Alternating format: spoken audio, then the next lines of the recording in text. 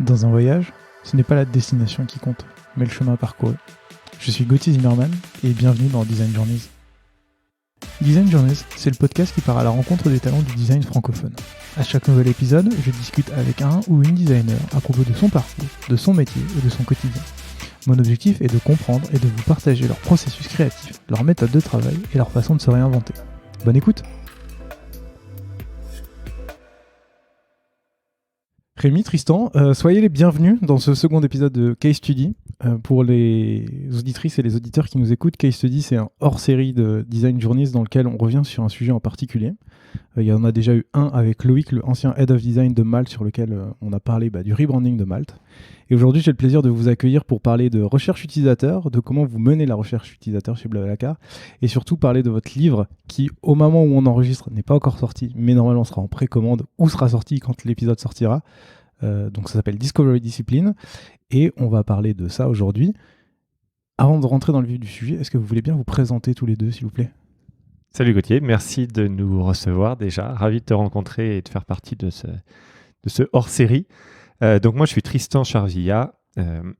Donc je viens d'un parcours en psychocognitive. J'ai travaillé en agence pendant 5 années, puis chez PayPal pendant 5 années et Blablacar pendant 5 années. Voilà, partager une grosse partie de mon parcours avec Rémi. Et récemment, j'ai rejoint Malte, donc la plateforme des freelances. Salut Gauthier, moi c'est Rémi. Donc moi j'ai plutôt un parcours qui vient de la communication. Au départ j'ai travaillé dans des structures assez variées. J'ai bossé à la mairie de Lyon, dans une toute petite agence, dans des assos. Et puis j'ai rejoint PayPal pour me concentrer sur justement une boîte tech, bosser sur des sujets d'interface utilisateur. Et ensuite j'ai rejoint Blablacar où je suis aujourd'hui et j'exerce le rôle de Chief Product Officer. Super. Est-ce que l'un de vous deux pourrait me résumer votre livre en 1 minute ? Je vais essayer. Alors le premier point, c'est tout à l'heure tu disais qu'on va beaucoup parler de recherche utilisateur, c'est vrai, mais moi la manière dont je définis l'activité de discovery, c'est le fait de découvrir la solution qu'on va avoir besoin de construire. Par opposition à une phase de delivery où on a la solution en tête et il va falloir la construire pour de vrai, la développer, etc. Donc la phase de discovery, c'est l'activité sur laquelle on s'est penché. Et le livre, il s'appelle Discovery Discipline, parce qu'on a l'impression que cette phase de discovery, elle donne parfois l'impression d'être une phase très exploratoire, et nous, on pense que, bien sûr qu'il y a besoin d'exploration, de créativité, de curiosité, mais il y a aussi besoin d'énormément de discipline, et de rigueur, et de convergence, et de focus. Et donc, le bouquin, il vise à accompagner n'importe quel professionnel de notre métier, que ce soit un product manager, un designer, un product marketing manager, un researcher, dans cette phase de discovery, à trouver une structure qui permet de transformer quelque chose de très flou, très vague au départ, à une solution précise dans laquelle on peut avoir confiance, qui serait prête à partir en delivery. Qu'est-ce qui vous donne la légitimité d'avoir écrit ce livre ? Alors, en termes de légitimité, je pense qu'il y a plusieurs choses. D'une part, les profils de Tristan et le profil de Tristan et le mien sont assez complémentaires. Par exemple, la manière dont on a écrit le livre, elle reflète bien la manière dont on travaille en général, c'est-à-dire que Tristan, c'est lui le créateur. Et c'est moi qui amène plus de rigueur, si je caricature un petit peu. Donc ça, c'est un premier élément, c'est que cette tension qui est propre au sujet de créativité et de production, elle est déjà présente dans notre collaboration. Ensuite, même si on a parfois travaillé sur des métiers similaires, aujourd'hui, moi, j'incarne complètement la dimension product management et Tristan la dimension design, donc ça fait une autre complémentarité. Et puis peut-être le dernier élément, c'est nos parcours nous ont amenés à travailler dans les structures de taille, de type assez différentes. Et donc c'est ça qui nous a amenés à identifier certains patterns en fait, en termes de pièges dans lesquels on tombait nous-mêmes souvent, de chercher des solutions pour les régler. Et je pense que toute cette expérience-là, c'est celle-là qu'on essaie de condenser dans une méthode qu'on a appliquée chez Blablacar depuis 3 ans, avec énormément de succès en termes de qualité, de vitesse d'exécution, mais aussi d'autonomie et de confiance des équipes dans les solutions qu'elles découvrent. Là, Rémi t'a bien expliqué quel était le contenu du livre, un peu quel était votre constat et ce que vous vouliez faire. Ce livre, à qui il s'adresse en particulier ? Alors ce livre, il s'adresse, Rémi le disait, à beaucoup de professionnels qui travaillent dans notre univers, en fait, dans l'univers du digital. Étonnamment, avec quelques relecteurs un peu en dehors de notre domaine, on se rend compte qu'en fait, il pose des questions qui sont aussi valables pour des gens qui seraient dans une perspective hors du digital, en particulier des gens qui veulent se lancer dans une nouvelle boîte, lancer un projet.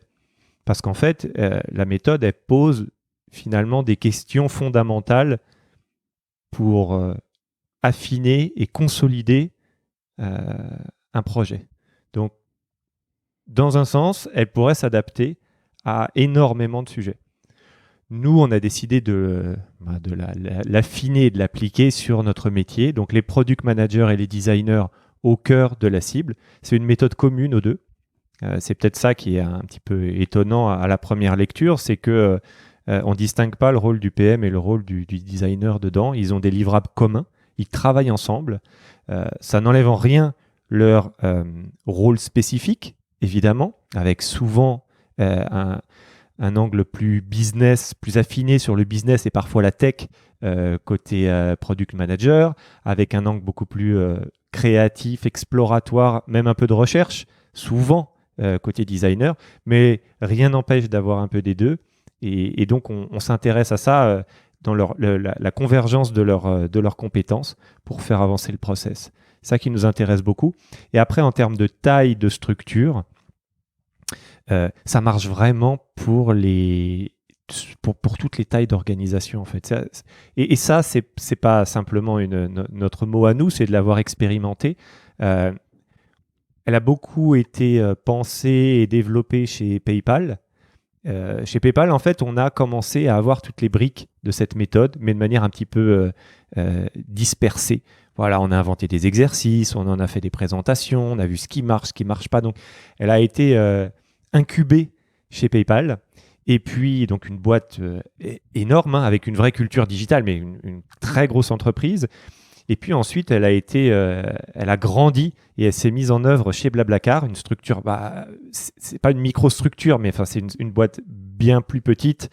Et elle a marché excellemment bien. Et aujourd'hui, on la pitch aussi auprès de jeunes fondateurs, auprès de gens qui lancent leur structure. Et elle marche aussi très bien, c'est-à-dire que elle n'est pas dépendante de la taille de l'entreprise. Elle va vraiment chercher à poser les bonnes questions. Puis après, les moyens et l'énergie qu'on va mettre pour apporter les réponses sera variable. Mais la question sera toujours la même, grosse ou petite entreprise. D'ailleurs, tu parlais de l'écosystème digital. Est-ce que vous avez essayé de pitcher aussi cette méthode auprès d'entreprises ou d'entrepreneurs qui font des produits physiques ou autres que digitaux, en fait? Alors en fait, moi en ce moment, il y a un product manager avec qui je fais du mentoring régulièrement et c'est pas, une partie de l'expérience qu'il propose, c'est à base d'objets physiques. C'est dans le domaine de l'éducation et la méthode, elle marche complètement. En fait, une des raisons pour lesquelles on pense que cette méthode, elle peut s'adapter à des environnements très différents, c'est parce qu'au fond, cette méthode, elle contient très peu de choses qui sont, à nos yeux, centrales. Et donc, en posant des questions aussi simples que quelle est la mesure du succès, quel est le cas d'usage principal, comment est-ce que vous allez pitcher cette solution aux utilisateurs, etc. On se rend compte que ces questions-là, elles sont universelles. Et donc la raison pour laquelle on pense aujourd'hui qu'elle peut vraiment s'adapter à plein de situations, que ce soit nous on vient plus d'une culture effectivement où on crée des produits digitaux, mais en réalité ces questions-là, elles dépassent largement ce domaine-là. Très bien. Avant qu'on parle de la méthode en elle-même, j'ai noté une chose qui vient de l'introduction du bouquin, c'est l'illusion serait de croire que les activités de discovery vont vous dire quel choix faire. Du coup, en lisant ça, je me suis dit, en fait, il faut s'attendre à quoi quand on fait de la discovery? Quelle est la finalité? En fait, je crois que quand on écrit ça, c'est pour insister sur le fait que la discovery, elle implique nécessairement un gros effort de convergence et que c'est pas un exercice magique qui va, juste parce qu'on va suivre une liste d'exercices, amener à une solution évidente. Bon, évidemment, les solutions comme le sprint design, la méthode sprint design, évidemment, on l'a lu, évidemment, il y a plein de bonnes choses à dire dessus. Et puis, ça a eu un effet d'évangélisation absolument fantastique sur la communauté au-delà des designers. Donc, tout ça, c'est énormément de vertu, mais parfois, on peut avoir un peu cette impression de se dire, non, en fait, si je suis les exercices les uns après les autres, je vais arriver à ma solution. Et en fait, c'est ça qu'on veut faire passer comme message dans cette phrase, c'est que c'est pas aussi simple que ça, et qu'en fait, il y a des moments difficiles. Il n'y a pas que des moments d'exploration. On sous-estime évidemment pas la complexité de l'exploration, mais il y a des moments où il va falloir prendre des décisions compliquées. Il va falloir prendre des risques, faire des choix. Et c'est ça qu'on veut exprimer dans ce positionnement. Ça, la solution ne va pas venir tout seul. Il va falloir faire des choix et prendre des risques. Ok. Alors, quand vous m'avez contacté pour le livre, je me suis vraiment dit, ok, encore une nouvelle méthode sur la discovery et la recherche utilisateur. C'est cool, mais en fait, il y a un... Comment dire? Aujourd'hui, on parle beaucoup du double diamant. Donc cette double étape qui est on diverge, on reconverge, on diverge, on reconverge. Je vous mettrai des épisodes dans lesquels on en parle en description si les gens sont intéressés pour creuser un peu le sujet. Pour vous, j'ai l'impression que le double diamant est un constat, vous faites un constat plutôt amer du double diamant. Est-ce que vous pouvez m'expliquer pourquoi? Je dirais pas qu'on fait un constat amer parce que cette logique de diverge-converge, elle est au cœur de la méthode de Discovery Discipline. Donc, tout à fait. Il n'y a pas de remise en question de cette logique-là. Par contre, je crois que alors il y a deux constats qu'on fait. Le premier, c'est que 2 exercices de diverge, 2 exercices de converge, c'est probablement pas assez pour arriver à la solution. Donc la métaphore est complètement juste. Par contre, le nombre de fois où il va falloir prendre des décisions en particulier, côté converge, ça nous semblait un peu léger. D'accord. Voilà.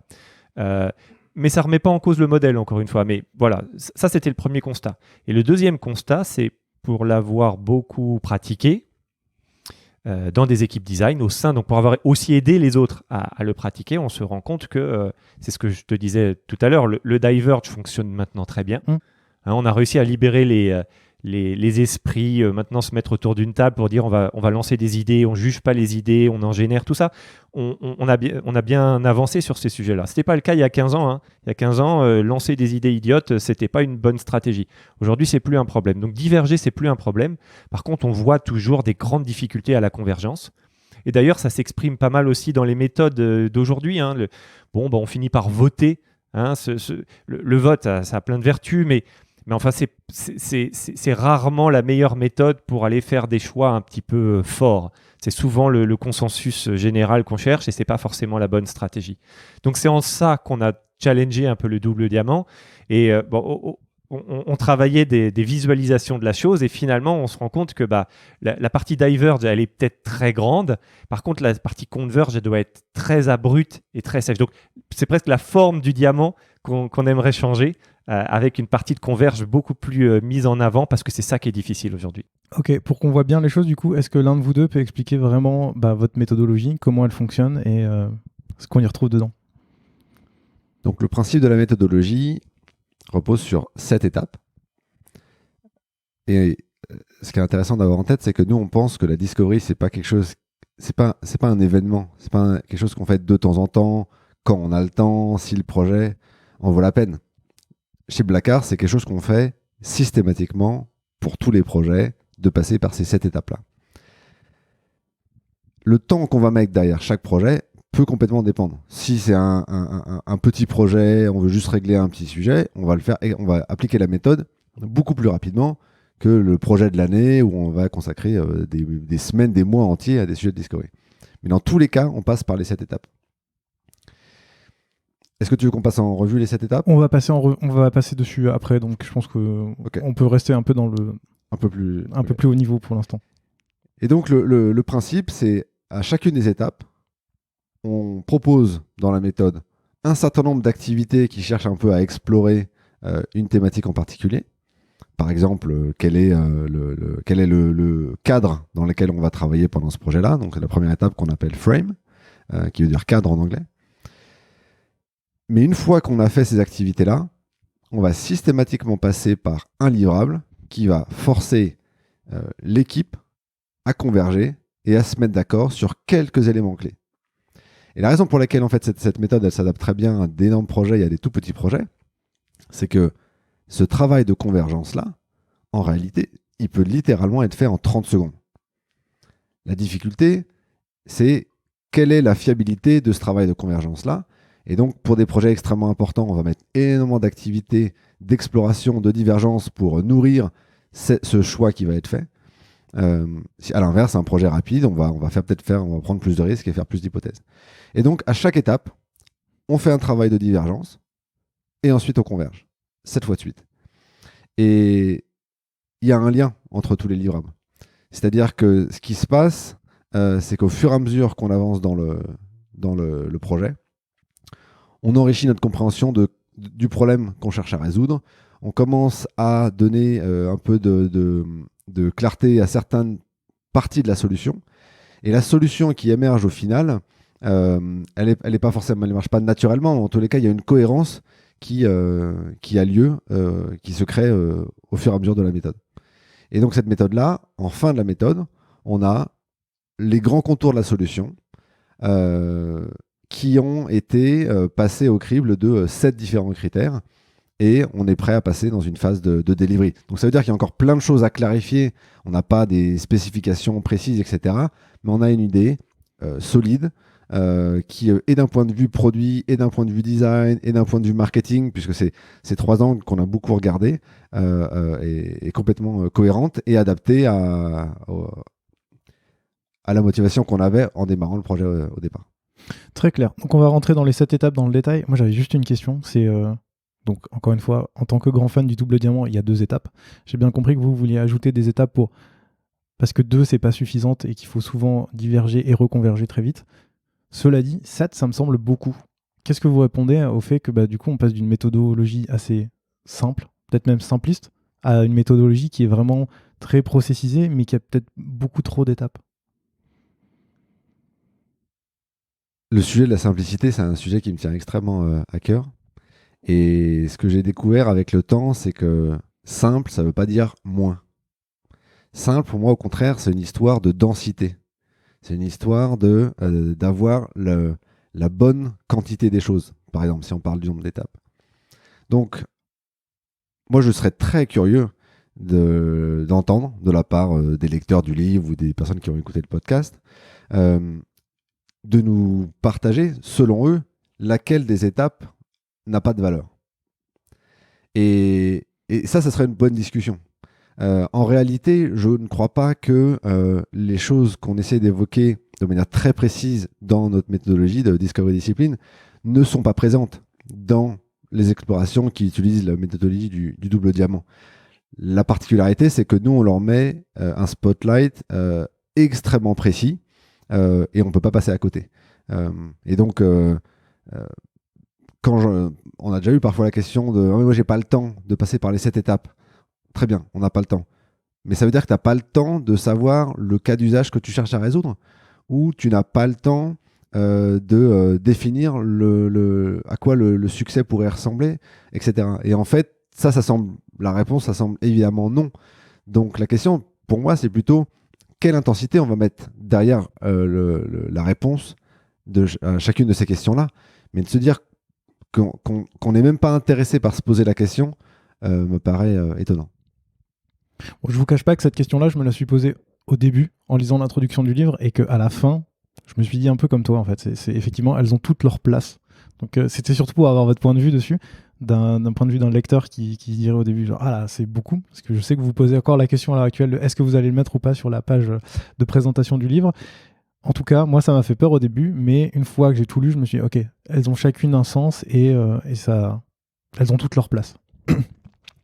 Du coup, pour la suite de la discussion, on va rentrer étape par étape. Comme vous l'avez dit, il y a 7 étapes. Il y a plusieurs activités, mais à chaque fois un livrable. J'ai décidé de ne pas passer de temps sur les activités parce que comme vous le dites dans le livre, il peut y avoir autant d'activités qu'il y a de personnes. Le but, c'est juste de diverger, d'aller dans le bon sens. Et donc, comme vous donnez certains exemples dans le livre et qu'il y en a beaucoup, j'ai pas envie qu'on passe trop de temps dessus, surtout qu'on peut en trouver d'autres. Donc, du coup, est-ce que vous pouvez me donner le nom des 7 méthodes? Et puis après, on va commencer par la première. Tout à l'heure, j'expliquais que il y a une dimension marketing qui est présente dans le livre. Et c'est pas complètement le hasard. Il y a plusieurs raisons à ça. La première raison, c'est qu'on a découvert un peu par la pratique que la forme et le fond sont extrêmement importants l'un et l'autre. Et donc, on a eu la chance chez Blackard de travailler avec les équipes marketing et produits main dans la main. Et on s'est rendu compte qu'il y avait énormément de bénéfices à faire ça. Et donc,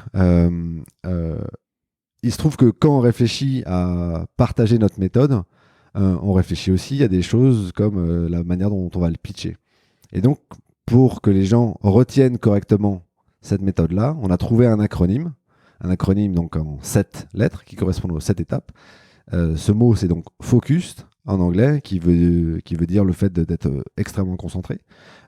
Et donc FOCUSED, ça va être la première lettre de chacune des étapes. Est-ce que tu veux qu'on les passe en revue? Eh ben, commençons par la première, qui est frame, du coup. Absolument. Est-ce que du coup, le principe va être assez simple. À chaque fois, il y aura 2 questions qui lanceront la conversation. C'est à quoi sert cette étape? Et quel est le livrable que vous voulez obtenir à la fin? Okay.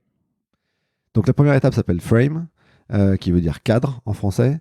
Et celle-là, elle vise à définir la fin du projet. Elle sert à essayer de clarifier pour là où les personnes qui sont en train de mener cette activité de discovery, à quoi est-ce que le succès ressemblerait. Et on le définit de 2 manières. On le définit en termes de métrique de succès et on insiste sur le niveau de précision qu'on cherche à donner à cette étape-là. Donc c'est par exemple, on se dit, tiens, je cherche à augmenter le taux de conversion de plusieurs étapes. Ok, mais aujourd'hui, quel est le taux de conversion? Et on cherche à l'emmener à quel niveau?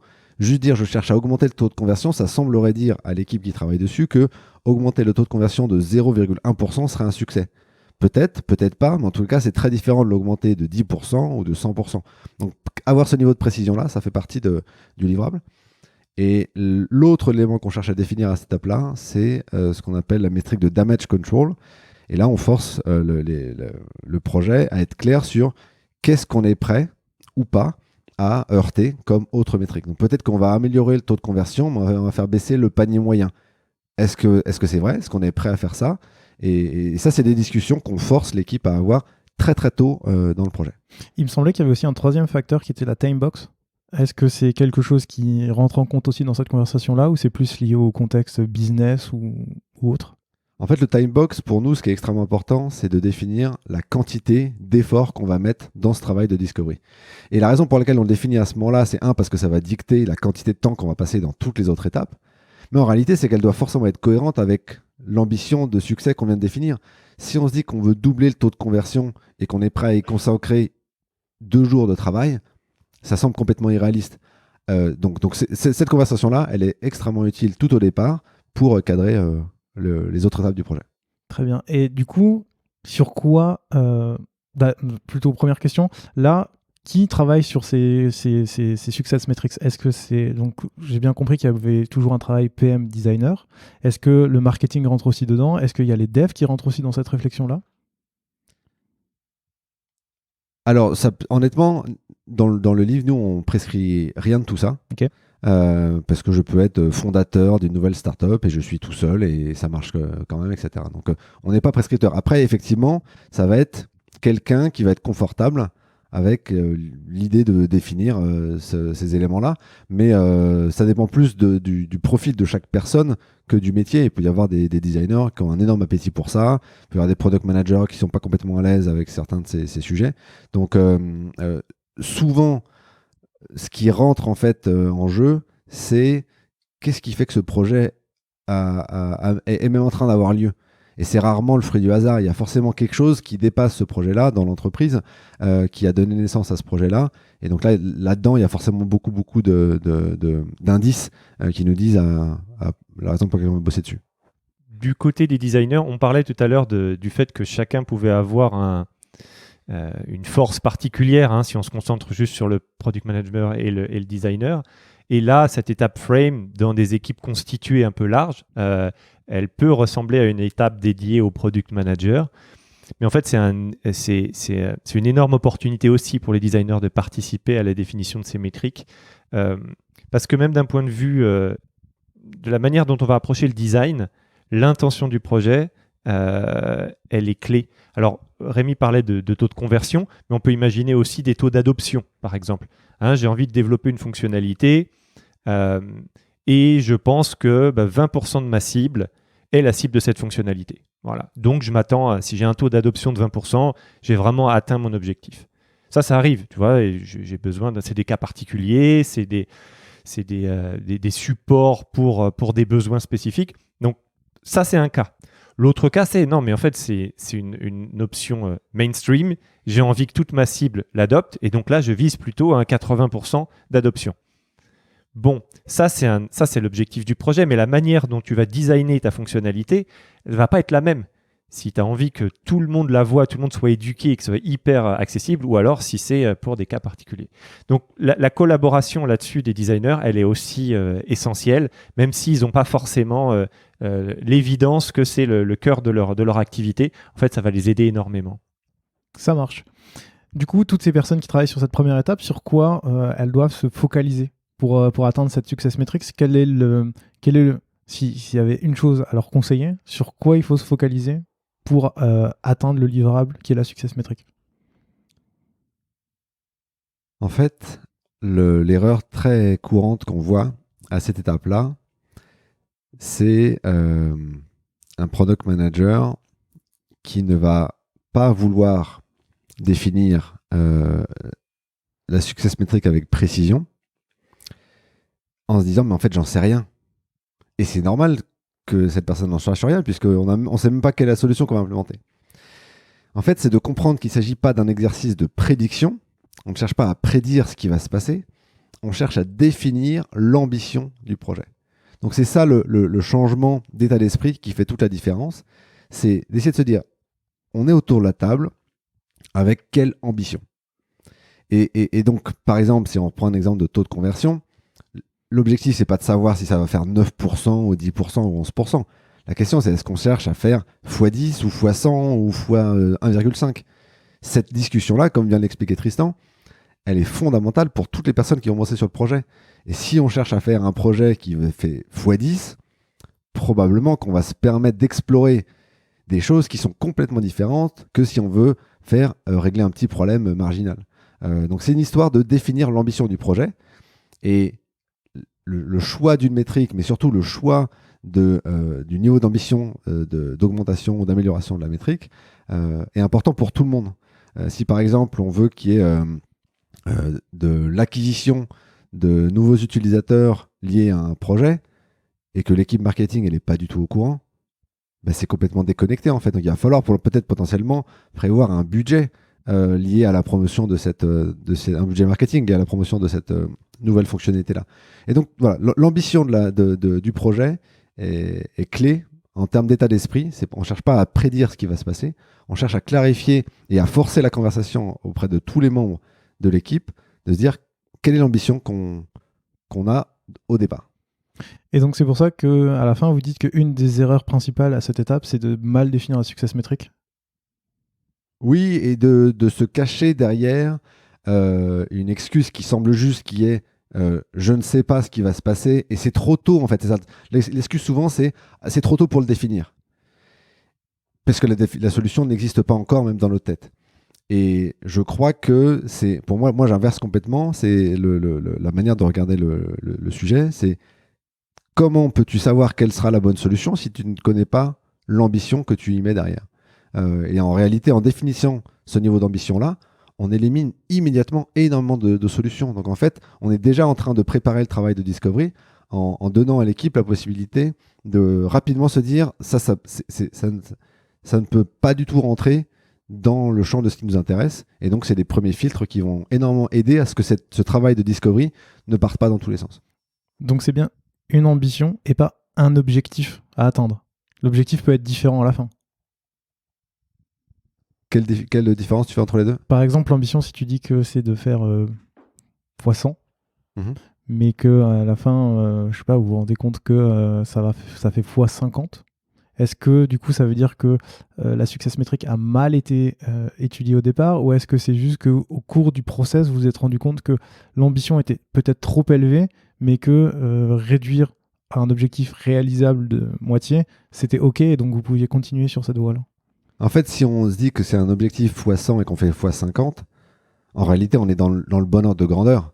Le problème, c'est si on se dit qu'on veut faire x100 et qu'on fait x1,1. Et en réalité, chez Blackward, on a énormément de projets dont certains visent à améliorer de manière complètement incrémentale, à peine visible, et c'est complètement OK, et d'autres qui visent à être une révolution. Ne pas être clair au début du projet crée énormément de frustration. Par exemple, si un PM pense que c'est un projet complètement incrémental et qu'un designer, parce qu'il n'a pas eu cette conversation-là, pense qu'on est en train de réinventer l'application, il va y avoir un travail de discovery qui va être complètement déconnecté. C'est là-dessus que souvent, en tout cas dans la pratique qu'on en a eu jusque-là, des activités de discovery qui n'avaient pas ce cadre, elles partaient dans des directions qui finalement ne finissaient pas en delivery. Je crois que ça, c'est un des gros... Alors, si on fait de la discovery pour de l'éducation, pour de l'exploration, mais ça, c'est un peu exceptionnel dans les projets, très bien, on part loin. Mais ce qui se passe souvent, c'est que la discovery, elle amène à... On se permet, on se dit, non, attends, on explore, on ne se met pas de limites. C'est très bien, mais on arrive à des choses qui, à la fin, ne partent pas en delivery parce que ce n'est pas en lien avec soit la faisabilité, soit la stratégie qu'on avait définie au départ. Donc, en fait, on se donne dans ce cadre-là un objectif beaucoup plus précis en se disant, là, on va pas réinventer sur ce projet parce qu'on cherche une petite incrément, ou alors, là, on veut tout chambouler parce qu'on a envie de doubler et il va falloir tout remettre en cause. Ok, c'est hyper clair. C'est la question que j'avais sur cette étape-là. Est-ce que vous avez un point à rajouter sur cette étape ? On passe à la suivante. Du coup, la deuxième, c'est observe. Même question, à quoi sert cette étape ?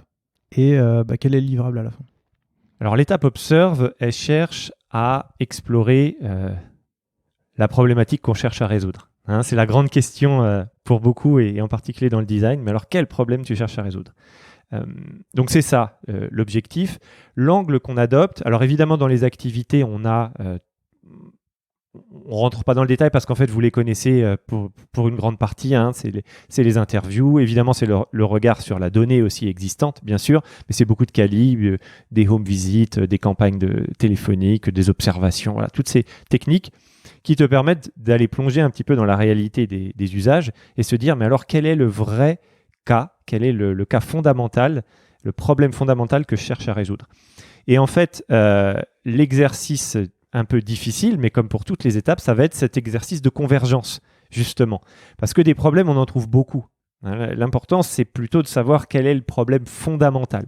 Alors, dans le livre, on prend cet exemple de ce fameux iPod qui, au moment de sa sortie, avait bien moins de fonctionnalités que tous les autres existants à ce moment-là. Sauf qu'il allait toucher le cœur, en fait. Il allait toucher juste le plaisir d'écoute et de browse à travers les titres. Voilà. Mais c'était ça qu'ils faisaient avec leur roue. Et ça a changé beaucoup de choses. Donc, c'est un peu ça qui nous inspire. C'est cette recherche du cas fondamental. Et ce cas fondamental, on a cette petite question qu'on se pose à chaque fois. C'est « what the fuck ?» Ça, c'est la question. Et fuck, c'est F-U-C. C'est le first use case. Donc, la question à laquelle on va chercher à apporter une réponse, c'est « what the fuck ?» Quel est le first use case auquel on a envie de s'intéresser ? Et justement, le first use case, ça prend quelle forme ? Alors, la forme du livrable, c'est essentiellement une phrase à trous, voilà, à remplir. Voilà, je suis et je cherche à, mais j'ai des problématiques. Alors, je finis par avec les stratégies de contournement qu'on connaît. Donc, on pourrait appeler ça un problem statement. Dans certaines boîtes, on parle de customer problem statement. Donc, c'est vraiment la description de la problématique qui nous semble être la problématique fondamentale à régler à travers la voix d'un utilisateur qui serait un petit peu la synthèse de tout ce qu'on aurait pu recueillir comme information. Ça a l'air assez simple. Et pourtant, comment on fait pour éliminer tous les cas qui sont secondaires, ou en tout cas tous ceux qu'on considère comme n'étant pas le cas principal, mais qui pourraient tourner autour. Moi, en fait, en lisant le bouquin, le premier truc qui m'a sauté à l'esprit, c'est OK, tous les cas à la marge. À chaque fois, quand on a un cas principal, on a des cas à la marge qui viennent. Il y a toujours quelqu'un qui est là pour dire oui, mais comment on fait pour passer cette étape-là du oui, mais qui va en fait mettre le bordel dans toute la réflexion. Alors, c'est exactement ça. Hein. Tu as complètement raison. C'est les oui, mais qu'on essaye d'évacuer. Peut-être une petite précision, parce que c'est une question qui revient régulièrement. Là, j'ai parlé de l'iPod avec le first use case qui est de se promener, d'écouter et se promener dans ma musique. On peut travailler sur des morceaux de ces use cases. Hein. On ne cherche pas toujours à définir le macro use case de ma compagnie. Hein. Donc, pour être clair là-dessus. Donc, ça peut être des tout petits use cases, mais c'est le tout petit use case qui est l'élément fondamental pour atteindre mon objectif que j'ai défini juste avant. D'accord ? Donc, il y a évidemment, pour le trouver, il y a tout ce travail d'exploration.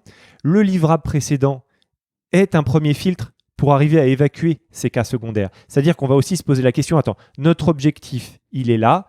Oui, il y a plein de cas autour, mais quel est le cas qui est le plus lié à l'atteinte de cet objectif ? C'est pour ça, et on va le redire au fur et à mesure, hein, chaque étape apporte une brique à l'étape suivante. Et là, pour le coup, cette étape d'avoir défini une cible bien précise, elle nous aide beaucoup pour aller concentrer le use case. L'autre partie, et tu as soulevé le sujet au début de notre conversation, c'est pas magique. Et donc, c'est pas simplement d'avoir le livrable devant nous qui va nous permettre de filtrer tous les cas secondaires. C'est un travail d'équipe, c'est un travail de prise de décision, c'est un travail d'ensemble qui va faire que on va finir par arriver à converger. Et c'est la partie dure, tu le fais bien de le souligner. En fait, c'est la partie dure parce qu'elle implique de faire un choix. Le first use case, c'est souvent, il peut y avoir une dimension quantitative, c'est-à-dire c'est quoi le cas le plus courant qu'on rencontre par rapport à la problématique qu'on a.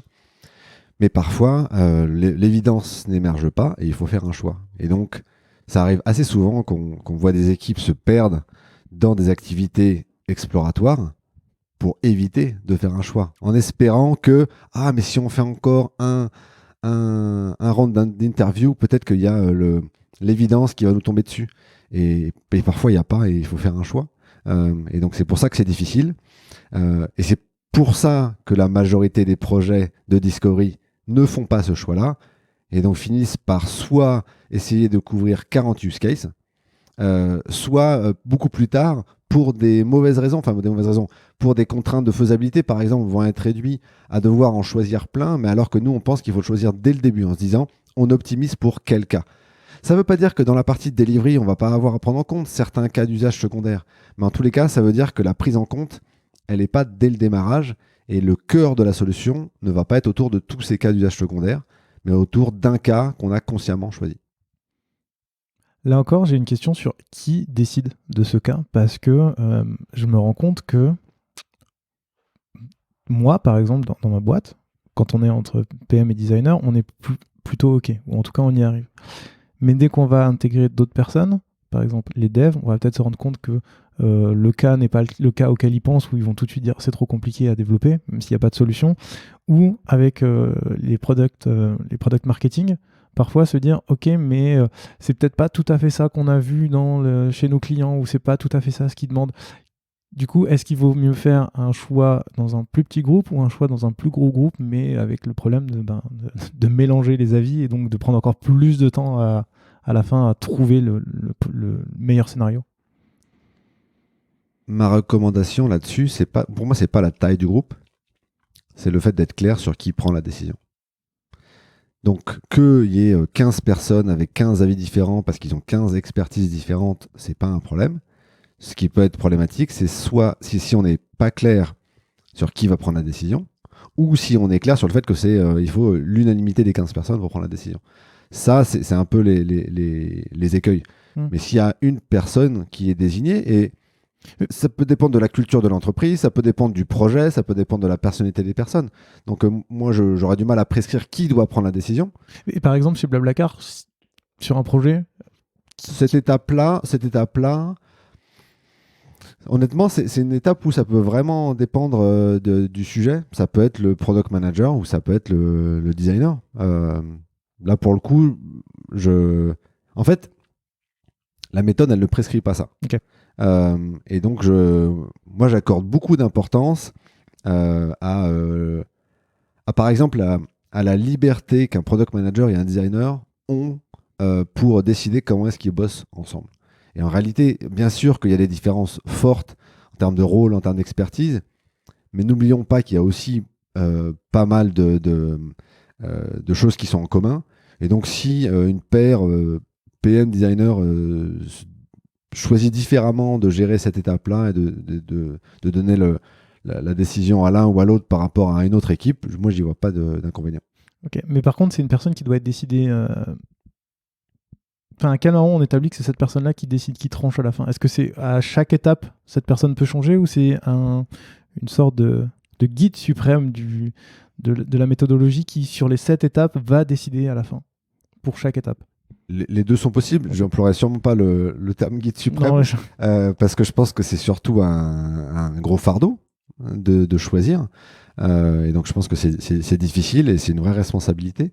Mais on peut imaginer une personne qui a la responsabilité, une fois que tous les points de vue ont été entendus, de trancher pour avancer.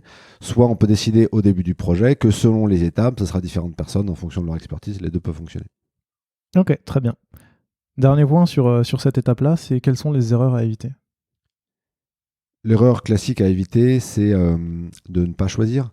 Et bien sûr que le template qu'on propose force à choisir, mais si on a peur de ce choix-là, on va être tenté de définir le first use case de manière très générique pour s'assurer qu'il n'y a personne qui est laissé de côté dans tous les utilisateurs qu'on a rencontrés. Et donc ça donne un cas d'usage vague et du coup pas très utile pour les étapes d'après. Donc c'est ça un peu l'erreur à utiliser. Normalement, il faudrait qu'on soit capable de mapper le first use case qu'on a défini avec une personne réelle qu'on a rencontrée et de se dire, voilà, là, cette personne-là, Jean-Michel, il correspond exactement à ce qu'on vient de marquer ici. Vous en parlez pas dans le livre, je crois. Vous avez des personas qui sont déjà préétablis qui vous permettent justement de déterminer cette personne-là pour avoir un cas rattaché à un des types d'utilisateurs que vous avez chez vous? Alors chez Blablacar, non, mais si c'est le cas dans d'autres entreprises, c'est parfaitement compatible. Oui. Ça marche. Il y a une des activités dans le flow d'Observe qui est de créer une sorte de persona. On fait ce qu'on appelle les empathy cards. Et il arrive parfois que le first use case soit incarné par une de ces personnes en particulier. Ce qui est très intéressant là-dedans, c'est qu'en général, l'équipe a rencontré cette personne-là. Elle fait partie de l'équipe un petit peu. Donc on fait l'effort de prendre des photos, on fait l'effort de laisser les photos sur les bureaux. Et donc on a des utilisateurs un petit peu, tu vois, puis au fur et à mesure du temps, la mémoire se transforme un peu et ils deviennent un petit peu l'incarnation de ce first use case. Donc dans ces cas-là, on a quasiment un persona qui émerge naturellement dans le projet. Ok. On passe à l'étape suivante. Ok. Claim, donc déclarer. Encore une fois, à quoi sert cette étape et quel est le livrable? Alors ça, c'est... Je crois pour le coup, alors c'est peut-être l'étape la plus surprenante ou la plus nouvelle. Je confirme. Dans le framework et elle apporte énormément de valeur. Cette étape-là, elle est venue de notre conviction que le produit et le marketing, ils étaient indissociables d'une certaine manière. Moi, en tant que designer, j'adhère pas beaucoup avec cette idée qu'un design, c'est comme une blague. Si on doit l'expliquer, c'est que c'est pas bien. J'adhère pas beaucoup avec ça. Et je crois beaucoup que l'éducation, elle est fondamentale dans l'adoption des fonctionnalités, que l'écho avec ma problématique, elle est fondamentale et qu'on n'est pas simplement dans un outil d'utilisation, mais on est dans une réponse à une problématique qui n'est pas uniquement l'outil lui-même. On en reparlera dans une étape suivante, mais voilà, je suis assez convaincu que sans l'éducation, on manque, on loupe un vrai levier pour le succès du produit. Donc cette étape claim, c'est l'idée qu'il faut réfléchir au positionnement de cette fonctionnalité ou de ce produit très tôt dans le processus de conception, avant même d'avoir une solution. Parce qu'en fait, on n'est pas forcé de parler de la solution quand on pitch la réponse au problème. On peut simplement s'assurer que, en fait, on a trouvé le positionnement, la bonne réponse au bon problème qu'on a identifié. Donc cette étape claim, ça va être un travail. Alors évidemment, comme on le disait tout à l'heure, ça peut être un travail individuel. Je suis un chef d'entreprise, je réfléchis à mon positionnement. Ça peut être un travail collectif. Les équipes product marketing sont généralement très friandes de participation à cette étape-là. Et on va aller travailler le positionnement avec toujours un point de vue utilisateur. Donc dans les activités, on va avoir par exemple le fameux press release d'Amazon, qui est vraiment une activité fantastique. De la même façon, Amazon demande à ses product managers d'écrire un press release, donc la coupure de presse, l'annonce presse de la sortie de leur fonctionnalité, avant d'avoir commencé à créer leur fonctionnalité. Donc c'est le même esprit. Cette press release, on ne l'utilise pas comme livrable parce que pour nous, elle n'était pas encore assez convergente. Par contre, c'est un excellent exercice pour animer un focus group, par exemple. Là, on regroupe 8 ou 9 personnes, clients cibles, proches du first use case, avec toujours notre objectif en tête, et on leur présente la coupure presse avec le titre, l'annonce, avec des fois une FAQ, et là, ça génère des discussions fantastiques. Et on se rend compte que finalement, c'est assez pour générer des discussions et des projections. Voilà, c'est ça qui nous intéresse. Et donc, le livrable, c'est maintenant l'effort de convergence qu'on met en œuvre, c'est d'écrire le tweet de lancement, qu'on appelle le launch tweet. Donc, on a 280 caractères pour écrire le fondamental de cette fonctionnalité. Seth Godin, le gourou du marketing, il disait à quelques détails près, il devait dire quelque chose comme si vous n'êtes pas capable de pitcher votre fonctionnalité en 8 mots, vous n'avez pas de fonctionnalité. Et je trouve ça intéressant. Alors 8 mots, c'est très très difficile, mais un tweet, c'est un vrai exercice. Et on se rend compte qu'en l'écrivant, chaque mot doit avoir une place et une raison d'être. Et c'est ça aussi la force de la convergence, c'est de vraiment aller vers l'essentiel et il n'y a plus de superflu, on est vraiment sur le fondamental. Je pense que tu as répondu à toutes mes questions. Parce qu'en fait, cette étape-là m'a l'air plutôt claire. En fait, elle a l'air assez simple, en tout cas, dans la compréhension de l'idée. C'est effectivement la seule question que j'avais à vous poser à ce niveau-là, c'est quoi vos recommandations pour réussir à écrire en 8 mots une solution à un problème, non pas une fonctionnalité, désolé. Comment c'est... L'exercice a l'air intellectuellement extrêmement compliqué. Et encore une fois, j'imagine qu'en fonction du nombre de personnes qu'il y a dans la salle, ou des rôles, ça prend plus de temps ou ça doit être plus compliqué. Moi, je le vois quand on essaie déjà de déterminer un mot avec l'équipe produit sur une interface, c'est la galère. Alors là, peser 8 mots pour vraiment aller dans la bonne direction, ça va être très très compliqué. C'est quoi les conseils et les recommandations pour vraiment faire ça de la manière la plus fluide et la plus pertinente possible? Alors, c'est un tweet. C'est un peu plus de 8 mots. Tu peux. Mais tu as raison, c'est très condensé. Je crois qu'en tout cas, il faut comprendre que ce qu'on attend, c'est l'articulation entre le problème et la démonstration qu'on a compris votre problème et qu'on va y apporter une solution. D'accord ? On n'a pas la solution encore. Donc, on ne va pas aller dans le détail en disant, mais en fait, en faisant ça, vous allez pouvoir ci, vous allez pouvoir ça. C'est un petit peu le « je vous ai compris ». Mais celui-là, il faut qu'il fasse écho.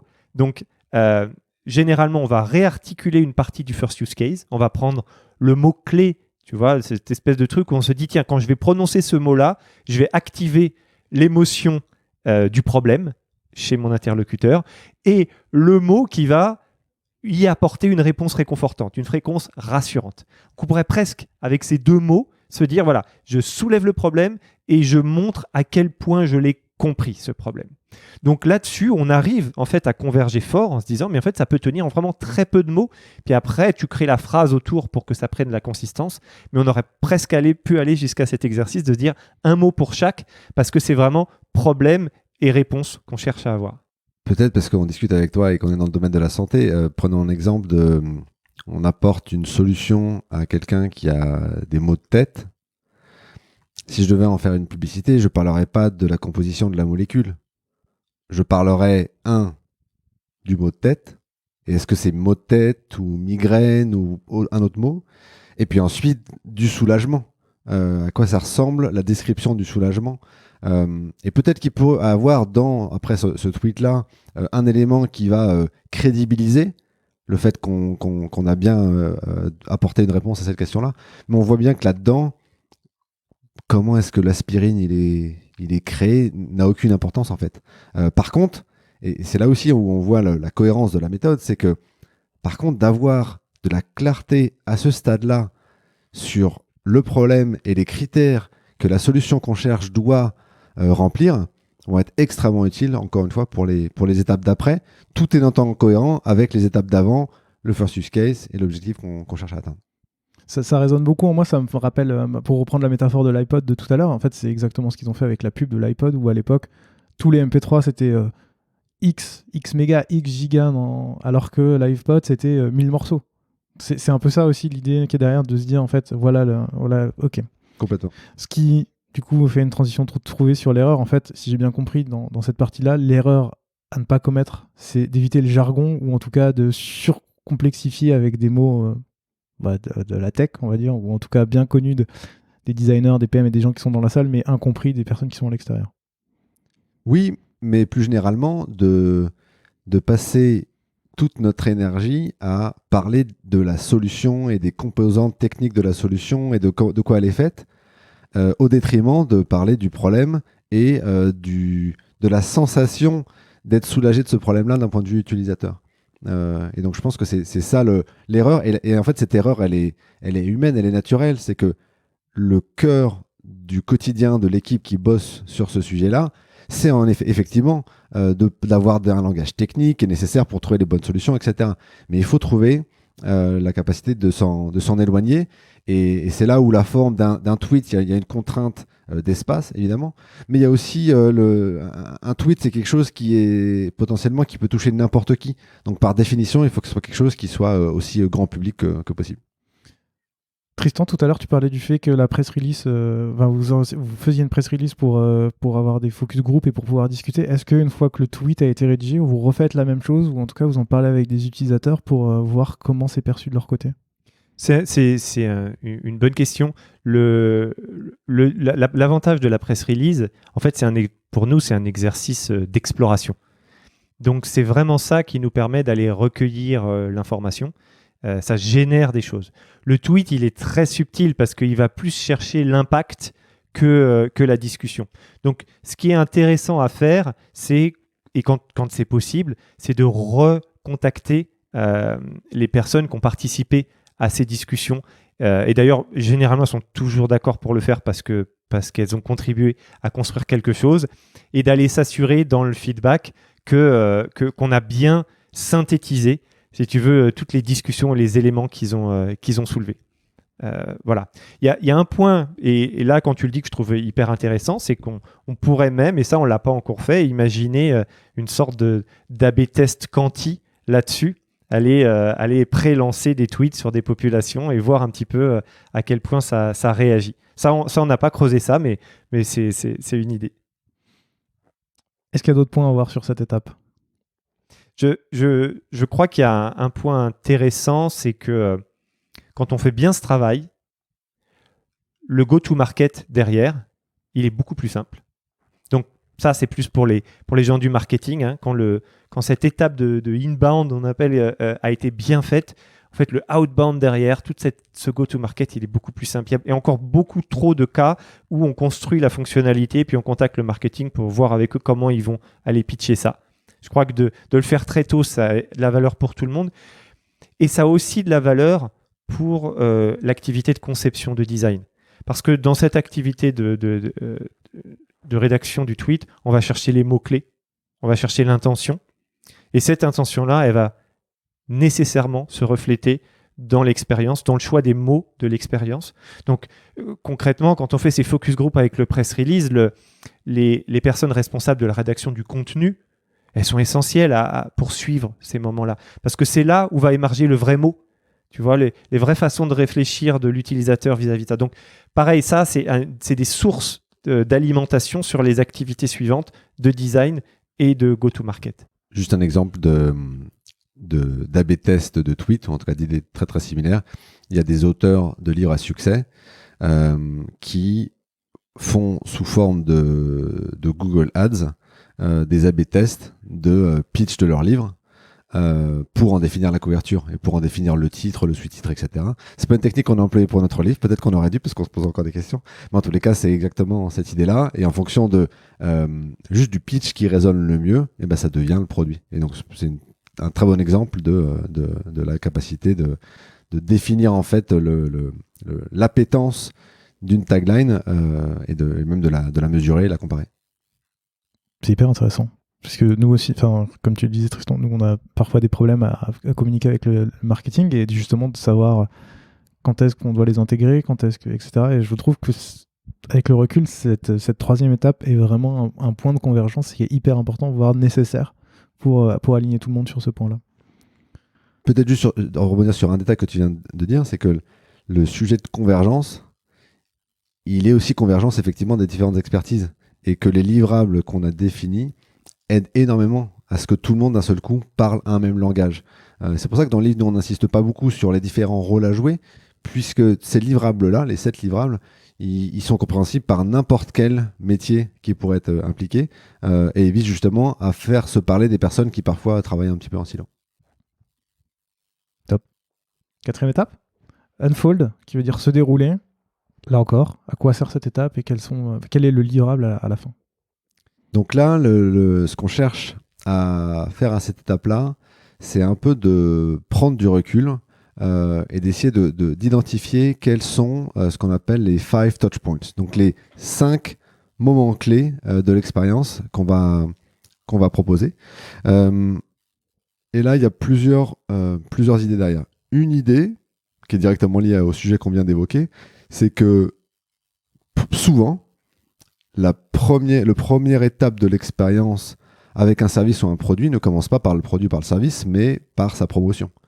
Donc parfois, la première fois qu'on va être exposé à un produit, c'est parce qu'on a vu une pub à la télé. Donc c'est ça en fait, le premier point. Peut-être que parfois le premier point, dans le covoiturage, on l'a beaucoup vu, c'est du bouche à oreille. C'est un ami qui m'a parlé de son expérience en covoiturage parce qu'il venait chez moi, il n'est pas venu en train ou en autocar ou en voiture, mais il est venu en covoiturage. Et c'est ça mon premier point d'expérience. Et donc, cette étape-là, elle vise à se détacher du produit qu'on est en train de construire, ou du bout de produit qu'on est en train de construire, pour identifier les autres endroits, les autres moments qui peuvent être déterminants pour avoir l'impact qu'on espère avoir. Et parfois, ça peut être peut-être plusieurs endroits dans le produit, donc on n'est pas obligé d'identifier que des endroits en dehors du produit. Mais en tous les cas, on essaie de dézoomer et de prendre le point de vue utilisateur qui va nous permettre d'identifier peut-être des opportunités d'avoir un impact qu'on n'aurait pas eu spontanément si on n'avait pas fait cet exercice-là. Donc le livrable, c'est donc les 5 touch points. C'est 5 moments où on pense qu'on pourrait avoir un impact. Et encore une fois, on revient toujours à l'impact, c'est celui qu'on a défini à la première étape. Dans le cadre du use case, qui est le first use case, en cohérence avec le claim qu'on a défini juste avant. Première question un peu naïve, pourquoi 5 et pas 4 ou 6? Il n'y a pas de recette mathématique derrière. La question, c'est plutôt pourquoi pas 1 et pourquoi pas 10. En fait, 5, ça force à aller chercher au-delà de ce qu'on aurait fait un peu naturellement, probablement, et que au sein du produit, ça va être difficile de trouver 5 points. Donc on va dire, attends, qu'est-ce qui se passe en dehors? Est-ce qu'il y a un SMS qui est envoyé? Est-ce qu'il y a une publicité qui peut avoir lieu? Est-ce qu'il y a une relation avec le service clientèle? Est-ce qu'il y a un moment où il se passe rien, mais en réalité, dans la tête de l'utilisateur, il y a un moment d'anxiété? Enfin, donc ça force à aller au-delà de ce qu'on ferait naturellement. Pourquoi pas 10? Parce qu'on pense que toutes les étapes ont besoin de convergence, donc de faire des choix. Donc 5, ça nous semblait le bon équilibre entre ces deux tensions. Et du coup, cette étape-là, en quoi elle est différente, par exemple, d'un user journey? Alors, en fait, ça se rapproche complètement de ça. Peut-être que la petite différence avec ce que parfois on appelle user journey, c'est que on décide de mettre l'emphase sur certains moments en particulier. Donc, c'est pas tant le travail exhaustif qui consiste à mapper tout ce qui va se passer, même si c'est probablement nécessaire comme activité pour arriver à ces 5 touchpoints. Mais il s'agit de se dire, parmi tous les moments où on pourrait décider d'avoir l'impact, lesquels sont les plus intéressants, sur lesquels on devrait les plus travailler. Et pourquoi est-ce que c'est important? C'est parce que dans une des étapes d'après, on va être amené à justement, à un moment, il va bien falloir définir à quoi ressemble l'expérience à tous les instants. Mais d'avoir défini auparavant lesquels étaient clés va avoir un énorme impact, par exemple pour un designer, sur le temps qu'il doit passer sur chacune des étapes. Et peut-être que tel écran qui est complètement anecdotique, il faut peut-être réutiliser une solution qu'on a déjà utilisée dans l'application qui fait le taf, alors qu'un des 5 éléments, peut-être qu'il va falloir être beaucoup plus créatif et inventer une toute nouvelle solution qui n'existe pas encore. Donc ça permet de savoir où est-ce qu'on va mettre le focus. Ok. Donc si je comprends bien, on n'a pas encore de solution, mais on essaie déjà de comprendre tous les endroits où l'utilisateur a un ou un autre une interaction avec soit le produit, soit la marque, soit la possible solution. En fait, il y a un truc qui moi, m'a perturbé quand on s'est mis à écrire le livre, c'est que je ne retrouvais pas à quel moment est-ce qu'on identifiait la solution. Il n'y a pas d'étape qui est on choisit la solution, enfin, la solution, elle émerge là. Et en fait, c'est parce que je crois que ce moment miracle où il y a une solution qui émerge, on le fait de manière beaucoup plus progressive. Et que, en réalité, déjà, quand on définit le cas d'usage, on est déjà en train de réduire la solution, ce qu'elle pourrait être. Quand on définit le claim, c'est pareil. Et là, quand on définit les touchpoints, en fait, des fois, la solution, c'est peut-être la somme de 3 moments différents qui ont changé. Et ça y est, c'est la solution. Mais si on s'est dit, tiens, on a un problème, il faut qu'on cherche une solution, ben, on ne l'aurait pas regardé de la même manière. Donc, en fait, ça c'est déjà une manière de répondre au problème et de commencer à faire émerger naturellement la solution. Donc, en fait, on est déjà à ce stade-là, en train de la faire émerger, sauf que c'est un mélange de... On est encore en train de se dire, mais où est-ce qu'on pourrait avoir de l'impact, tout en commençant un peu à dire, mais en fait, à quoi va ressembler la solution. Une grande vertu de cette activité d'Unfold, c'est de faire réaliser aussi à l'équipe, et en particulier côté produit, qu'il y a des leviers de succès qui sont bien en dehors du produit. Et ça a énormément de vertus. Chez Blablacar, une des expériences qui a amené à même un modèle d'organisation, c'était de réaliser typiquement que des emails qu'on appelle les emails automatiques, les triggers d'emails, donc qui sont liés à mon comportement dans le produit, étaient des leviers de performance absolument clés, qui pouvaient avoir des impacts plus importants sur le taux de transformation que des impacts dans les pages produits elles-mêmes. Et ça, c'est un exercice extrêmement vertueux. Côté designer, on dirait c'est le regard end-to-end, où vraiment on va on va prendre beaucoup de recul pour voir toutes les perspectives possibles et autour de la solution. Ok. Je rebondis sur ce que tu as dit, Rémi, parce qu'en fait, c'est exactement comme ça que je me suis senti quand j'ai lu le bouquin. C'est à quel moment on trouve la solution. Et en préparant l'émission, quand j'ai lu une fois le bouquin, j'ai pris mes notes, j'ai relu mes notes, et à un moment, je suis un peu paumé entre cette 4e étape et cette 5e. J'étais là, genre, j'ai l'impression que la solution est apparue, mais j'arrive pas trop à comprendre comment. Et en fait, en relisant, je me suis dit, mais en fait, j'ai l'impression que ça découle naturellement. Et donc, du coup, si ça vous va, on va passer à la 5e étape, qui est style, donc qui est volée. Et donc, du coup, j'aimerais bien comprendre à quoi elle sert cette étape, et encore une fois, quels sont les livres. Alors l'étape style, c'est l'étape pour le lecteur peut-être poil à gratter. En tout cas, jusqu'ici, on a eu un débat plutôt convivial et bien aligné. L'étape style, c'est cette idée qu'on ne crée rien et qu'on ne fait que réutiliser des parties existantes, et c'est en les réassemblant qu'on fabrique quelque chose de nouveau. Donc c'est un petit peu alors, pour la partie poil à gratter, c'est un peu cette idée de dire ne réinventons pas la roue, arrêtons de croire que parce qu'on est designer ou product manager, on va chaque fois révolutionner les choses parce que les autres font mal et que nous, on va faire très bien. C'est un petit peu ça qu'on essaye. C'est pour ça qu'on l'appelle style.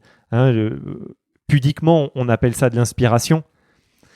Mais factuellement, c'est une sorte de vol. Et donc, on va demander aux équipes à ce moment-là d'aller regarder ce qui se passe autour, donc faire du benchmark, pour aller identifier les patterns qui semblent complètement pertinents à être repris dans notre solution.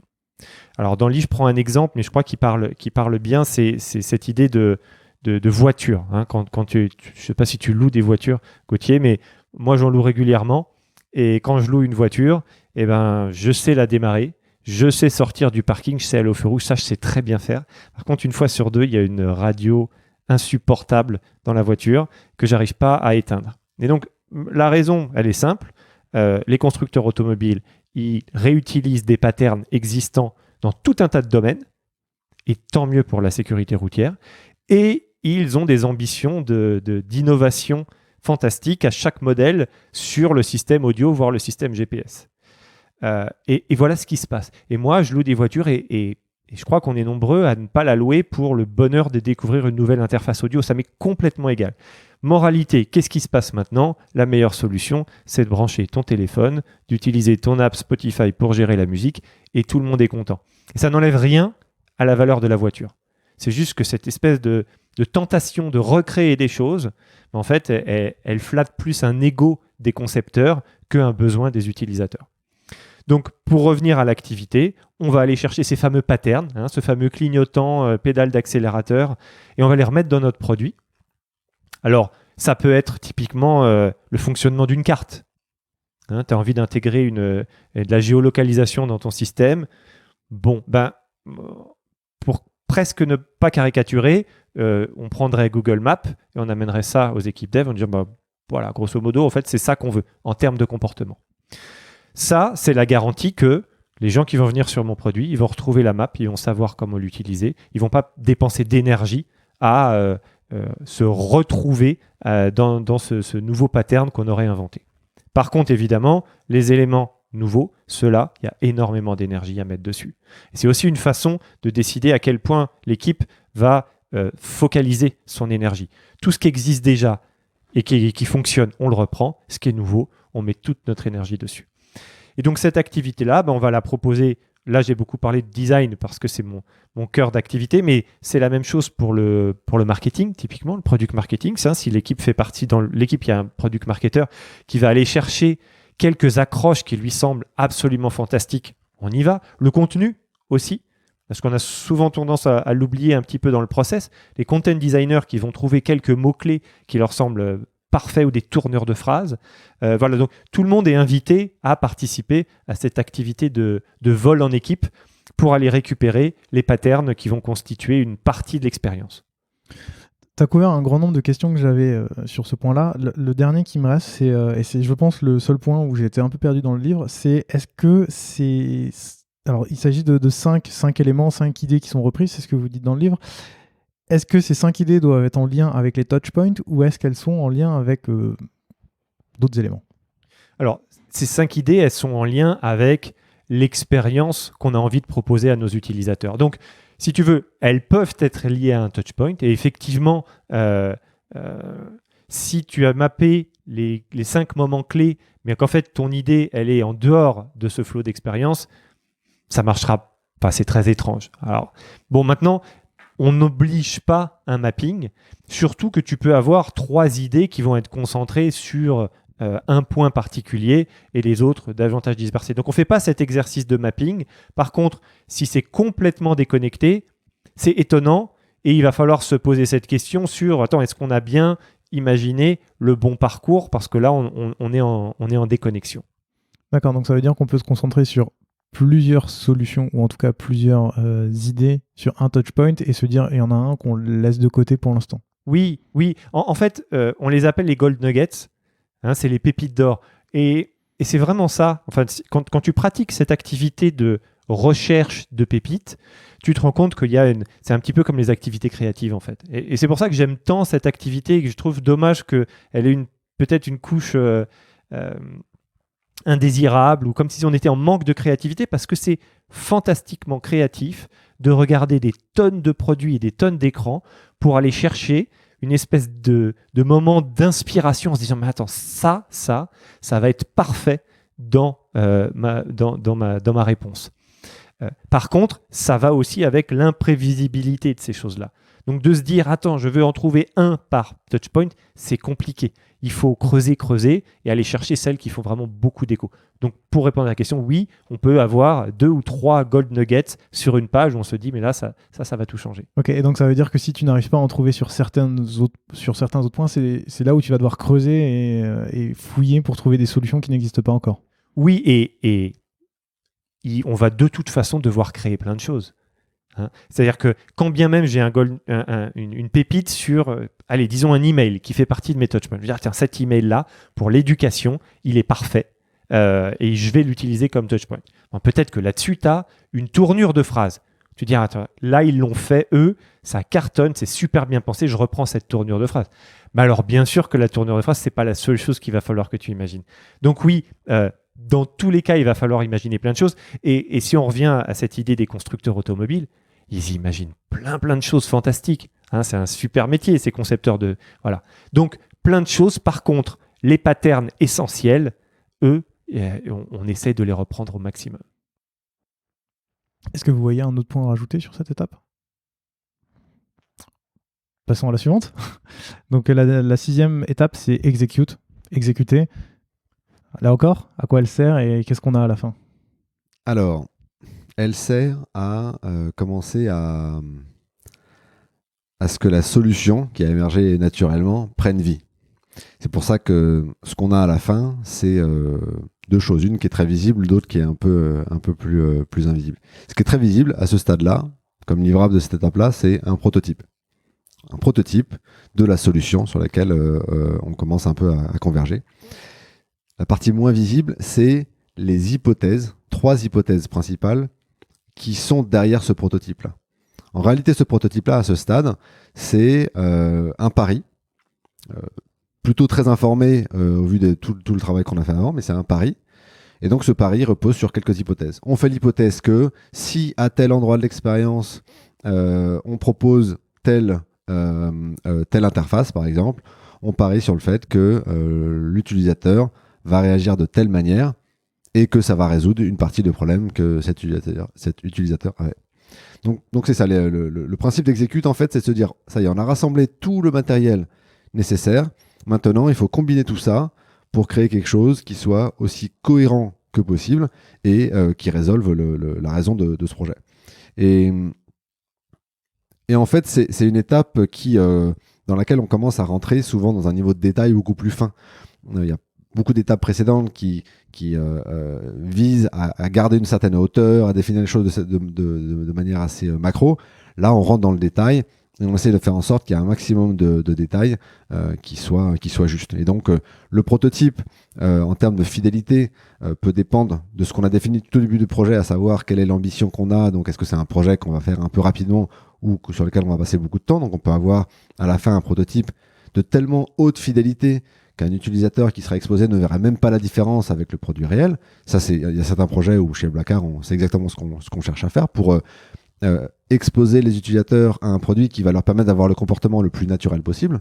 Mais en réalité, c'est beaucoup de travail de faire ça. Donc, il y a plein d'autres projets où ce qu'on appelle un prototype, ça peut être un prototype fonctionnel, mais beaucoup moins élaboré, voire un prototype, ça peut être un écran, un dessin sur un bout de papier. En fait, le niveau de fidélité dépend du projet et du niveau d'ambition qu'on y met.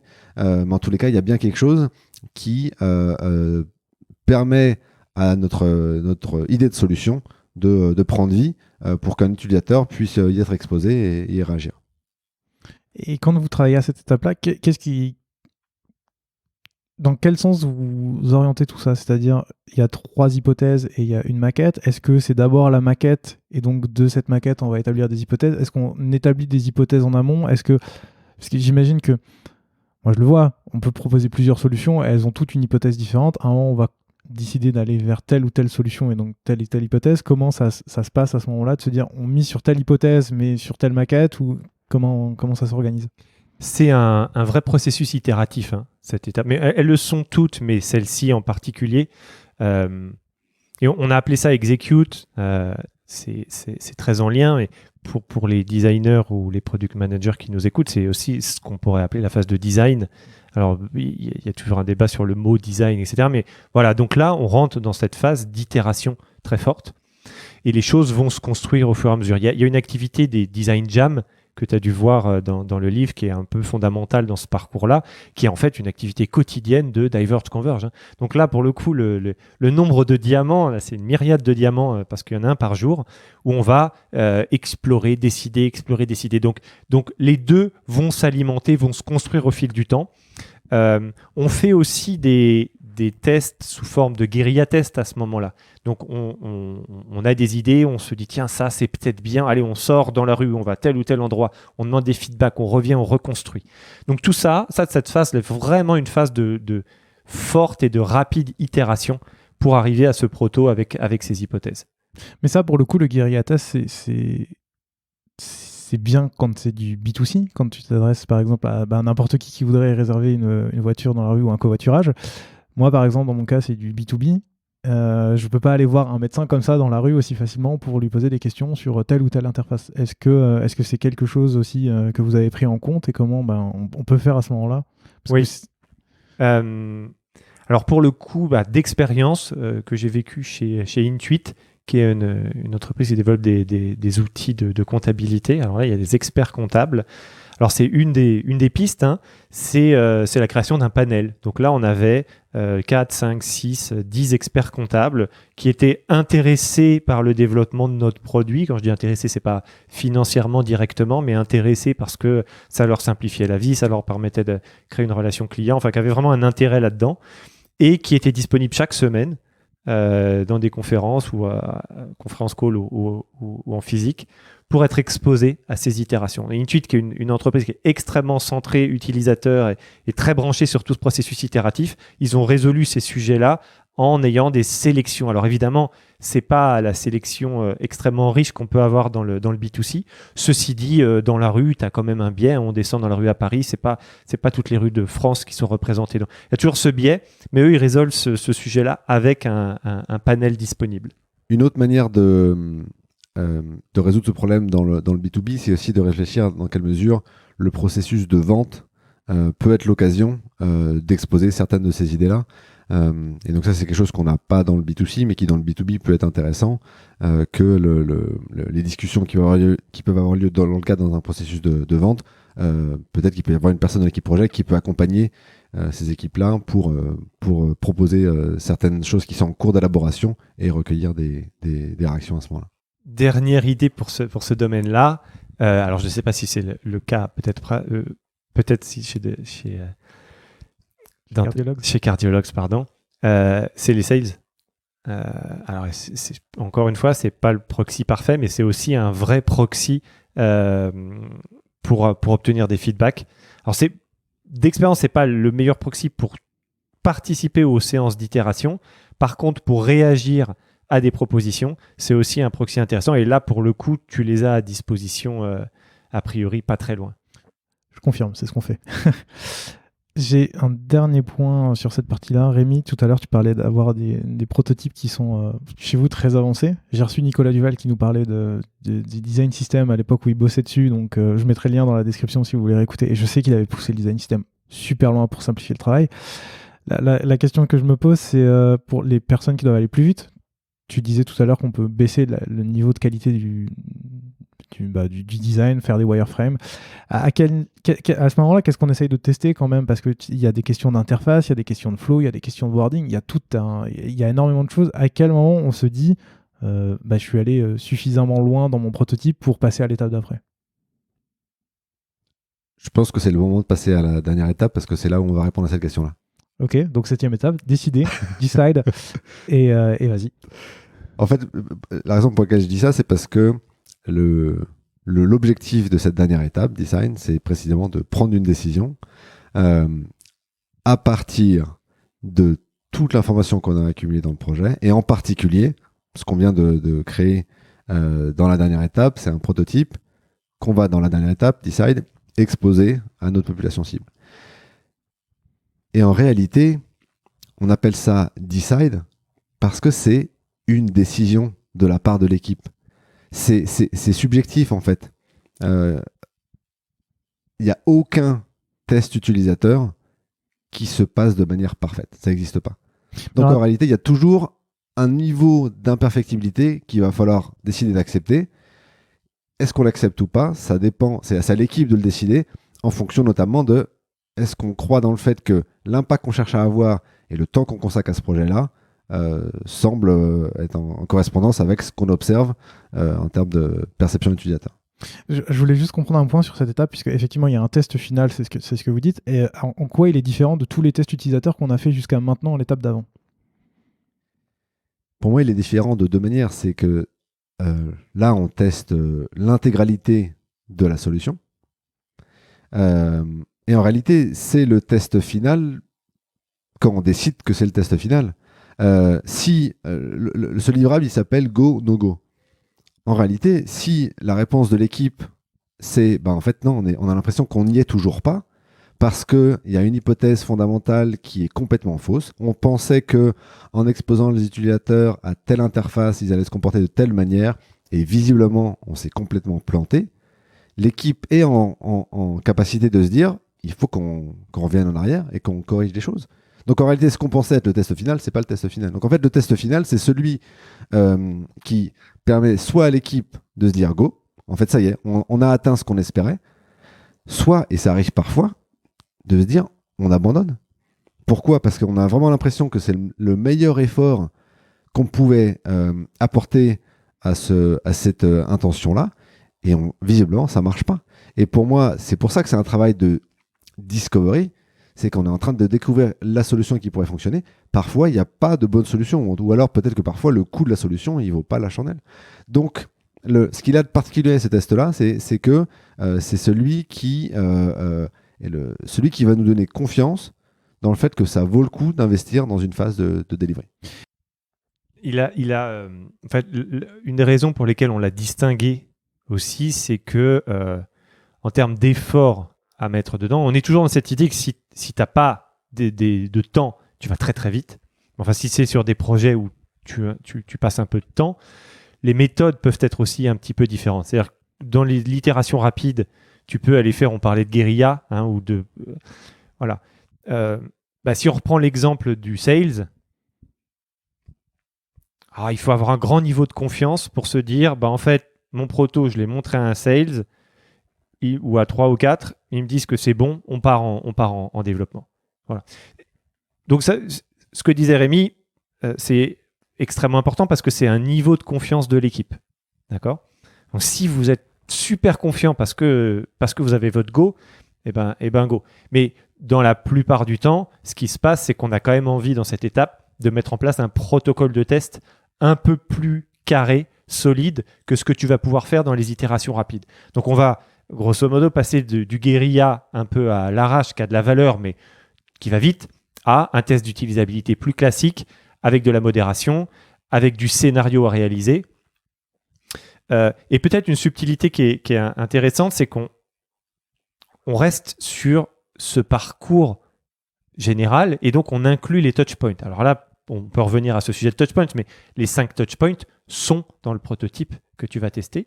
Et donc, c'est aussi des tests dans lesquels on va potentiellement commencer par un email ou déclencher un texto au milieu du parcours. Donc, tu vois, tu essayes quand même d'aller un peu plus loin dans la validation de ce fameux parcours idéal pour là avoir développé des vraies convictions.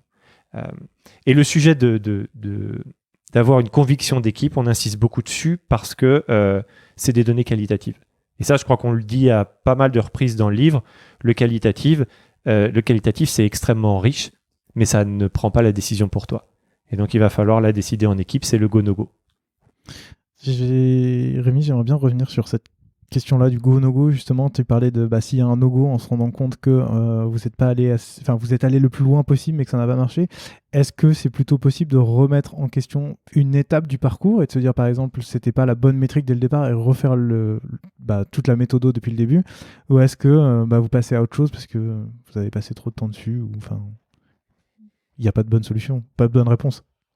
Tout est possible, c'est-à-dire qu'effectivement, au fur et à mesure du projet, l'équipe apprend énormément. Et donc, c'est possible que, même plus tôt dans le projet, en fait, on a envie de revenir en arrière parce qu'on comprend mieux ce qu'on est en train de faire. À ce stade-là, effectivement, à quel point on va revenir en arrière et si on va revenir en arrière dépend du problème. Si on se rend compte qu'il y a 2 hypothèses sur 3 qui sont justes, mais la troisième, elle l'est pas, peut-être que c'est pas un bloqueur et peut-être qu'on peut avancer comme ça. À l'inverse, peut-être qu'il y a 2 hypothèses qui sont complètement fausses et qui rendent l'équipe qui mettent l'équipe dans un niveau de confiance très très faible sur la raison pour laquelle ils ont entamé ce projet-là. Et donc, mais après peut-être se dire, en fait, on comprend mieux pourquoi ça marche pas, et donc on va être capable de le régler, ou au contraire, on se dit, à ce stade, on a vraiment l'impression qu'on a un problème insoluble, et que mettre plus d'efforts dedans ne vaudrait pas le coup, surtout en comparaison avec d'autres sujets sur lesquels on pourrait travailler. Ok. Imaginons qu'on soit dans le cas optimum et toutes les hypothèses sont validées, tout est bon. Il y a quelque chose qui m'a un petit peu chiffonné à la fin du livre, c'est de me dire, ok, on a une maquette, on l'a testée, elle marche bien, mais en fait, à aucun moment, on a parlé de technicité dedans, de la technique, du dev. Et je sais que parfois, on peut avoir une super solution, et en fait, côté dev, c'est difficile à faire, ou en fait, ça va pas marcher. Qu'est-ce qui se passe à ce moment-là? Vous revenez en arrière ou est-ce qu'il y a une prise en compte de la technique dont on n'a pas parlé au cours de ces différentes étapes? Comment on s'assure que ce qu'on a testé et qui fonctionne sera en fait ce qu'on va avoir vraiment à la fin? Alors, il n'y a absolument rien qui interdit l'implication dans l'équipe du projet de quelqu'un qui a une expérience technique. Et donc, cette personne-là, elle peut non seulement être exposée à toute la connaissance qui va être accumulée dans le projet, mais c'est aussi quelqu'un qui peut complètement informer les décisions qui sont prises tout le long. Et donc, peut-être que quand on choisit au départ la métrique à impacter, on va prendre en compte le fait qu'il y a une partie de la stack technique sur laquelle on ne peut pas travailler. Bon, ça va peut-être moduler l'impact qu'on cherche à avoir. Quand on choisit les touchpoints, on va peut-être en choisir certains où on sait que ça va être particulièrement facile de travailler et en éviter d'autres parce qu'on sait que c'est pas possible, etc. Et donc, en fait, encore une fois, on ne définit pas qui doit participer au travail, mais la flexibilité des enjeux techniques peut varier d'un projet à l'autre, d'une entreprise à l'autre. Et donc, plus il y aura des contraintes de ce type-là, plus il semble pertinent de les intégrer dans tout le processus. Là, on est arrivé quasiment à la fin du livre, on a fait toutes les étapes. Une fois que là, vous avez cette maquette et que vous êtes sûr, est-ce qu'il y a une étape d'après qui est réfléchir un petit peu aux edge cases, qui sont vraiment les cas à la marge, mais qui sont les cas d'usabilité que vous avez découvert en cours de recherche? Ou est-ce que c'est quelque chose où vous vous dites, ok, encore une fois, on le mettra de côté, on reviendra dessus plus tard parce que ça ne répond pas au first case scénario? Pour moi, à ce moment-là, il y a deux manières de regarder ces cas-là. Soit ça fait partie du travail de delivery de les lister intégralement et de s'assurer qu'on a une réponse pour chacun d'entre eux. Ça, c'est possible. Une autre possibilité, c'est en fait de se dire, mais en fait, il y a un des cas secondaires qui mériterait peut-être un autre travail de discovery à part entière. Et d'ailleurs, les deux sont compatibles. Peut-être qu'on se dit, en fait, il y a plein de cas secondaires, on les a pas adressés, mais les réponses sont plus ou moins évidentes. Et puis, il y en a un où on se dit, celui-là en particulier, on ne sait pas exactement comment est-ce qu'on pourrait l'attaquer. Et c'est pas un petit sujet, si on zoome dessus, on fait un projet dédié à ça. Peut-être qu'il prendra un petit peu moins de temps. Mais en tout cas, ça, c'est deux manières de répondre à ça. Ça marche. Pour les personnes qui nous ont écoutés, qui sont allées jusqu'au bout et qui se disent qu'elles ont envie de mettre en place cette méthodologie, est-ce que vous pouvez donner un peu votre retour d'expérience sur comment vous l'avez mis en place chez Blablacar et comment vous faites pour évangéliser? Je sais que le mot fait parfois débat, mais en tout cas pour vendre la recherche et pour se dire, ok, ça va pas être un processus lourd, même s'il y a cette étape, on en a parlé au début.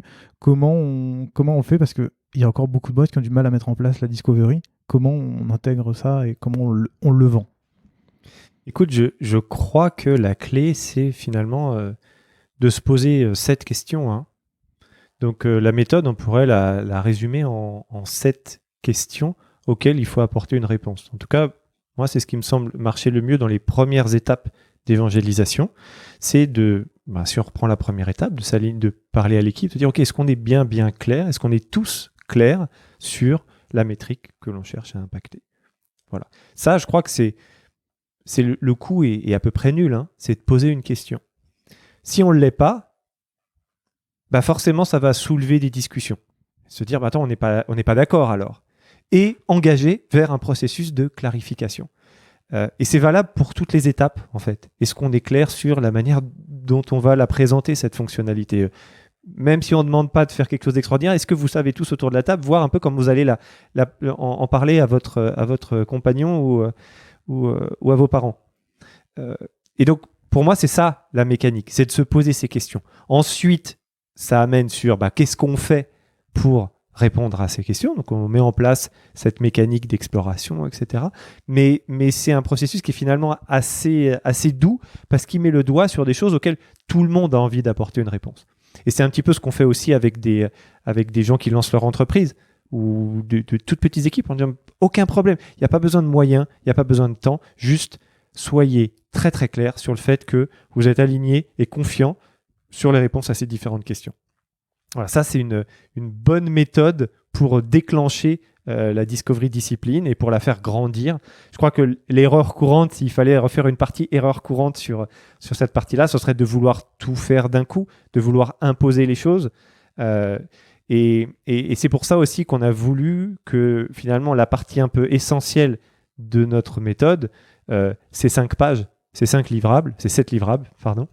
Et c'est tout, c'est 7 pages à remplir, il n'y a pas grand-chose. Le reste, c'est complètement flexible. À l'époque où on réfléchissait à un naming de cette fonctionnalité, on a beaucoup travaillé avec Tiga, qui publie le livre.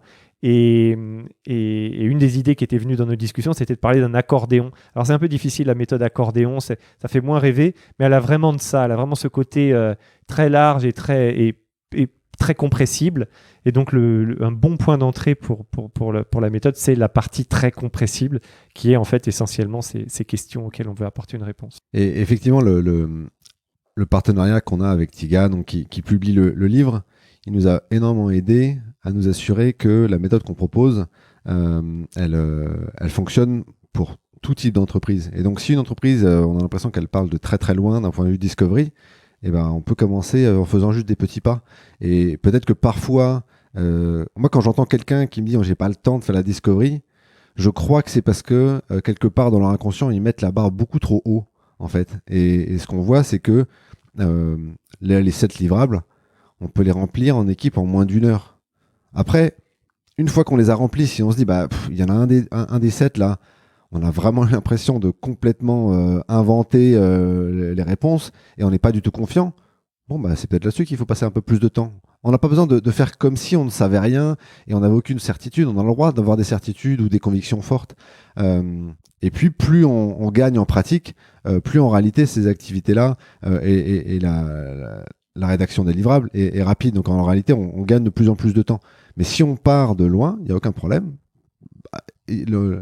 La méthode donne plein de recommandations très concrètes qui permettent de consacrer un tout petit peu de temps, si c'est un projet n'en vaut pas la chandelle, ou au contraire, une méthode qui est adaptée aussi à des projets beaucoup plus ambitieux. Est-ce que vous avez un dernier conseil, un dernier mot à dire pour la route ? Alors peut-être le dernier mot, c'est que donc le livre il est disponible sur discovery-discipline.com. Je mettrai le lien dans la description. Merci. Et en fait, peut-être le dernier mot, c'est à destination de toutes les personnes qui écoutent, c'est qu'on est très preneur de recevoir des retours, des désaccords, des questions, des interrogations, etc. Cette méthode, elle a émergé de la pratique. C'est pas une idée théorique qu'on a essayé de plaquer, c'est vraiment la somme de toutes nos expériences passées qu'on a essayé de mettre en ordre. Et on n'a aucun doute qu'il y a d'autres personnes qui vont essayer de l'adopter, qui vont découvrir des nouvelles choses et qui vont enrichir notre propre réflexion. Donc voilà, on est très preneur de recevoir des remarques par rapport à ça. Eh ben écoutez, merci beaucoup pour le temps que vous m'avez accordé et pour toutes ces explications sur le livre. C'était hyper intéressant et c'était super chouette de pouvoir creuser le sujet. Et puis je vous dis à très bientôt. Merci Gauthier. Merci beaucoup, à bientôt. Salut. Merci d'avoir écouté cet épisode jusqu'au bout. Si vous l'avez aimé, n'hésitez surtout pas à vous abonner sur votre application de podcast préférée. Vous pouvez aussi mettre 5 étoiles sur Apple Podcast, c'est ce qui m'aide le plus à faire découvrir l'émission. À très bientôt.